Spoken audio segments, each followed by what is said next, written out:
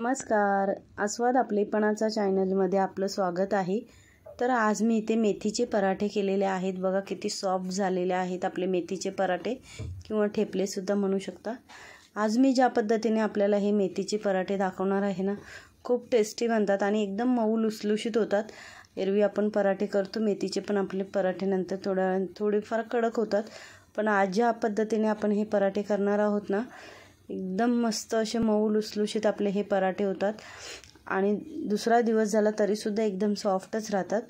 तर आता हे आपले पराठे कसे बनवायचे ते पाहूयात। तर त्यासाठी इथे मी मेथी घेतलेली आहे।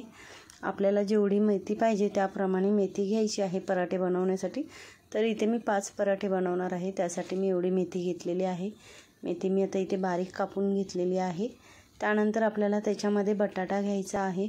तर इथे मी 1 बटाटा घेणार आहे त्याच्यामध्ये, आणि बटाटा घेतल्यानंतर आता आपल्याला त्याच्यामध्ये आपल्या पराठ्याची चव वाढवण्यासाठी मस्तपैकी 1 चमचा असं दही घ्यायचं आहे। त्याने खूप छान असं टेस्टी आपले पराठे बनतात।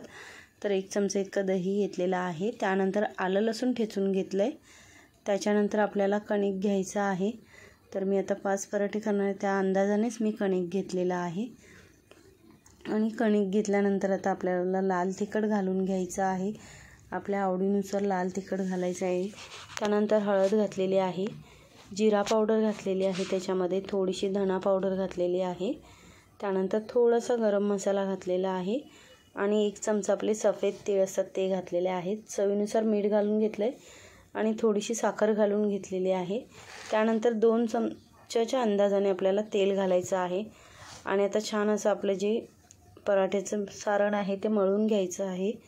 तर आपल्याला इथे पाण्याचा वापर करायची गरज नाही आहे, कारण आपलं जे बटाटा आणि दही आहे ना, त्याच्यामध्येच आपलं जास्त करून पराठ्याचं हे जे मिश्रण आहे ते चांगलं ओलं होतं। तर इथे मी आता पाण्याचा वापर अजिबात करणार नाही, जे आपलं बटाटा आणि दही आहे त्याच्यामध्येच मळून घेणार आहे। तर इथे बघा मी मळून घेतलेलं आहे आपलं पीठ, आणि त्याला पाण्याचा वापर अजिबात केलेला नाही आहे। बटाटा आणि दह्यामध्येच चांगलं असं मळून घेतलेलं आहे। तर इथे छान असं आपलं मऊ लुसलुशीत असा गोळा तयार झालेला आहे। तर इथे बघा आपला मऊ असा गोळा तयार आहे। आता आपण पराठे लाटून घेऊयात। तर आपल्याला ज्या साईजमध्ये पाहिजे त्या साईजमध्ये आपले पराठे जे आहेत ते लाटून घ्यायचे आहेत। तर इथे मी जास्त मोठी नाही, मीडियम साईजमध्ये पराठे आपले लाटून घेते आणि अशा पद्धतीने आपल्याला पराठे आपले जे आहेत ते लाटून बनवून घ्यायचे आहेत। तर इथे बघा आपला मस्त असा पराठा तयार झालेला आहे। जास्त पातळसुद्धा नाही किंवा जास्त जाडसुद्धा नाही, मीडियम ठेवलेला आहे, आपण जशी चपाती बनवतो त्यासारखाच। तर इथे तवा आपला जो आहे तो चांगला गरम झालेला आहे। तर पराठे घालून घेऊयात आणि छान असं खरपूस शेकवून घ्यायचं आहे। तुम्हाला तूप हवं असेल तर तुम्ही तूपसुद्धा लावू शकता। आता थंडी आहे, तर थंडीमध्ये मेथी भरपूर येते आणि स्वस्तसुद्धा असते। तर मुलांना टिफिनमध्ये सुद्धा मी ज्या पद्धतीने तुम्हाला पराठे दाखवलेले आहेत ना, त्या पद्धतीने तुम्ही बनवून देऊ शकता। अजिबात कडवटपणा राहत नाही त्याच्यामध्ये। बटाटा घालायचा, दही घालायचं, म्हणजे मेथीचा कडवटपणा कमी होतो त्याच्यातला, आणि थोडीशी साखरसुद्धा घालायची, आणि मुलंसुद्धा फार आवडीने नेतात, सॉसबरोबर वगैरेसुद्धा आवडीने खातात। आणि आपले जे पराठे आहेत ना ते सुद्धा एकदम छान असे मऊ लुसलुशीत राहतात। तर इथे बघा पराठा आपला शेकवून झालेला आहे। तर आता दुसरासुद्धा पराठा याच पद्धतीने आपल्याला शेकवून घ्यायचा आहे, आणि ज्यांना आवडत नाही ना ते सुद्धा आवडीने खातील, इतके टेस्टी बनतात आपले हे पराठे। तुम्हाला मुलांना वगैरे द्यायचं असेल तर पुरीच्या साईजमध्ये सुद्धा छोट्या छोट्या आकारामध्ये बनवून देऊ शकता। मुलांना असं वेगळं असं काहीतरी बघून खायला फार आवडतं। तर इथे आपला हा सुद्धा पराठा मी चांगला शेकवून घेतलेला आहे। तर अशा पद्धतीने आपले बाकीचे परोठेसुद्धा मी शेकवून घेतलेले आहेत। तर इथे बघा मस्तपैकी असे आपले परोठे जे आहेत ते तयार झालेले आहेत।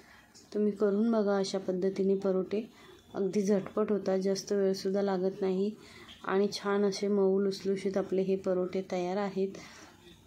तर तुम्हाला आजचा हा मेथीच्या परोठ्याचा व्हिडिओ कसा वाटला हे कमेंट करून नक्की सांगा, आणि आपल्या चॅनलवरती नवीन असाल तर चॅनलला सबस्क्राईब करा, बेल आयकॉनचं बटन प्रेस करा, म्हणजे आपल्या व्हिडिओचे जे येणारे नोटिफिकेशन्स आहेत ते तुम्हाला सर्वात आधी मिळतील।